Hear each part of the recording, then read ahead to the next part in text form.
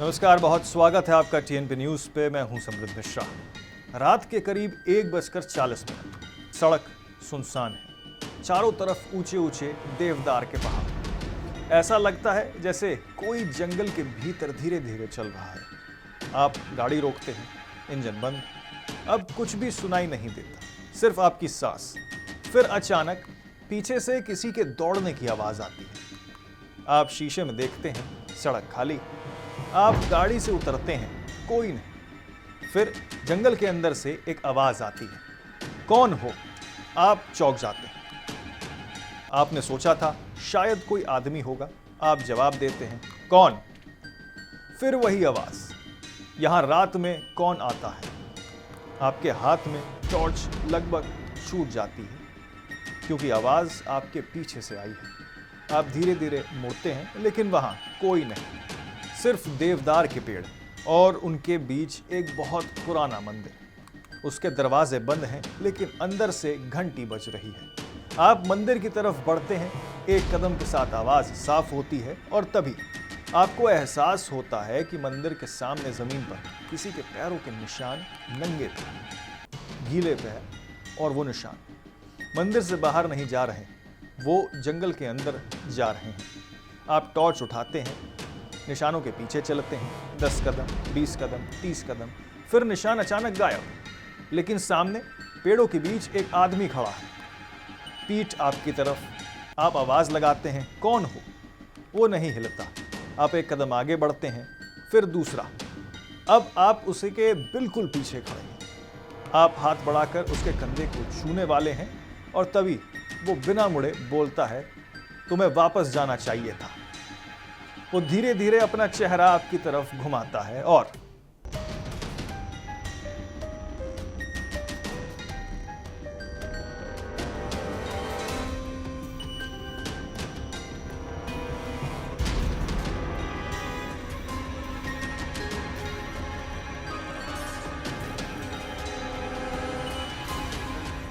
नमस्कार, मैं हूं समृद्ध मिश्रा। उत्तराखंड के अल्मोड़ा जिले में स्थित जागेश्वर सिर्फ एक मंदिर नहीं, ये प्राचीन मंदिर का एक विशाल समूह है। चारों तरफ पहाड़ और उनके बीच देवदार का घना जंगल। दिन में यह जगह बेहद खूबसूरत दिखाई देती है, लेकिन जैसे ही सूरज पहाड़ों के पीछे छिपता है, ये सुंदरता एक अलग रूप ले लेती है। पेड़ों की ऊंची शाखाएं आसमान को ढक लेती हैं, रोशनी तेजी से कम होती है और मंदिरों के पत्थर अंधेरे में ऐसे दिखाई देते हैं मानो सदियों से किसी का इंतजार कर रहे हैं। कल्पना कीजिए, आप एक ऐसे स्थान पर खड़े हैं जहां मंदिरों की उम्र सैकड़ों साल पुरानी है। आपके चारों तरफ पत्थर, ऊपर देवदार और बीच में अंधेरा। शहरों में रात कभी पूरी तरह शांत नहीं होती, लेकिन जंगल शोर को निगल जाता है। कभी किसी शाखा के टूटने की आवाज आती है, कभी पत्तों की सरसराहट, कभी दूर किसी पक्षी की आवाज, और कभी आपको ऐसा लगता है जैसे कोई आपके साथ साथ चल रहा है। आप रुकते हैं, आवाज रुक जाती है। आप चलते हैं, आवाज फिर से शुरू हो जाती है।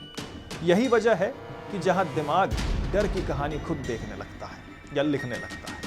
लेकिन जागेश्वर से जुड़ी प्राचीन धार्मिक मान्यताएं इन अनुभव को और रहस्यमय बना देती हैं। जागेश्वर को भगवान शिव से जुड़े प्रमुख प्राचीन धार्मिक स्थलों में से एक माना जाता है। यहाँ मंदिरों का समूह, शैव परंपरा और हिमालय धार्मिक इतिहास की महत्वपूर्ण विरासत है। ये स्थान आज भी श्रद्धालुओं की आकर्षित करता है। लेकिन एक सवाल सोचिए, सैकड़ों साल पहले जब रात में बिजली नहीं थी, जब इन जंगलों में आधुनिक रोशनी नहीं थी, जब आसपास का इलाका आज की तरह आबाद नहीं था, तब यहाँ रात कैसी होती होगी? कल्पना कीजिए, एक साधु अकेला मंदिर के पास बैठा है। चारों तरफ जंगल, हवाएं चल रही हैं और अचानक जंगल के भीतर से घंटी बजती है। वो उठता है, चारों तरफ देखता है, मंदिर बिल्कुल शांत।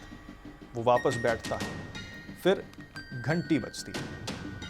इस बार जंगल की दूसरी तरफ से रात बढ़ रही है। एक यात्री रास्ता भूल गया है, उसके पास टॉर्च है, मोबाइल में नेटवर्क नहीं। चारों तरफ पेड़।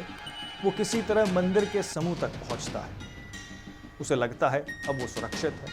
वो मंदिर की सीढ़ियों पर बैठ जाता है। कुछ देर बाद उसे किसी के चलने की आवाज सुनाई देती है। चल।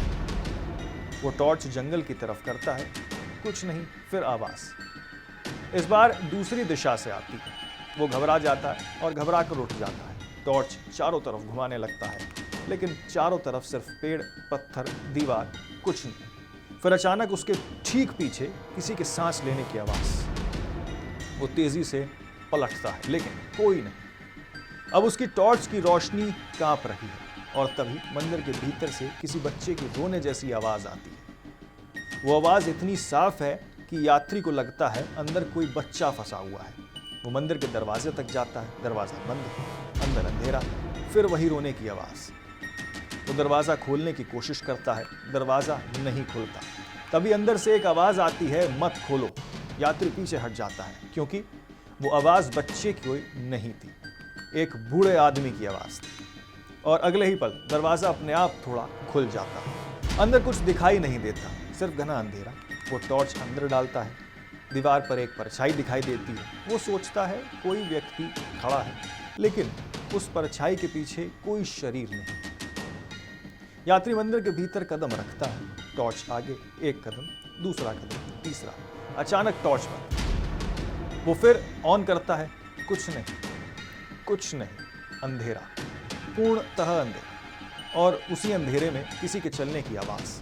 वो पीछे हटता है, आवाज उसके सामने वो दीवार से लग जाती है और फिर उसके कान के बिल्कुल पास कोई फुसफुसाता है, वह घंटी क्यों बजाए? उसका शरीर जम जाता है, क्योंकि उसने घंटी बजाई ही नहीं थी। सुबह होते ही पहाड़ों पर सूरज की पहली किरण पड़ती है, देवदारों के बीच रोशनी उतरती है। मंदिर फिर वैसा ही दिखाई देता है जैसा दिन में दिखाई देता है। श्रद्धालु आते हैं, पूजा करते हैं, घंटियां बजाते हैं, सब सामान। लेकिन रात का वही रात्रि कहाँ है? लोग उसे खोजते हैं, जंगल में जाते हैं, मंदिर के आसपास देखते हैं। फिर एक जगह उन्हें उसकी टॉर्च मिलता है, टूटी हुई। पास में उसके जूते, लेकिन वो खुद नहीं मिलता। 3 दिन बाद कहा जाता है एक व्यक्ति जंगल से बाहर निकलते हुए दिखाई देता है। कपड़े मिट्टी से सने हुए थे, चेहरा डरा हुआ था, हाथ में कुछ नहीं। लोग उससे पूछते हैं, तुम कहाँ थे? वो सिर्फ एक बात कहता है, मैं मंदिर में था। लोग पूछते हैं, किस मंदिर में? वो जागेश्वर की तरफ देखता है, फिर कहता है, वहां जहां रात में मंदिर अकेले नहीं होते। लोग हंसते हैं, लेकिन वो आदमी हंसता नहीं। वो सिर्फ पीछे जंगल की तरफ देखता है। राजेंद्र। फिर आवाज और करी, राजेंद्र। कहा जाता है कि जागेश्वर देवताओं की नगरी है, लेकिन देवताओं की नगरी में रात कैसी होती है ये जानने की कोशिश शायद दिन में ही करनी चाहिए, क्योंकि जंगल में रात के बाद हर आवाज का मतलब समझना आसान नहीं होता। और कभी कभी जिस आवाज को आप हवा समझते हैं वो हवा नहीं है। जागेश्वर जहां जंगल सोता।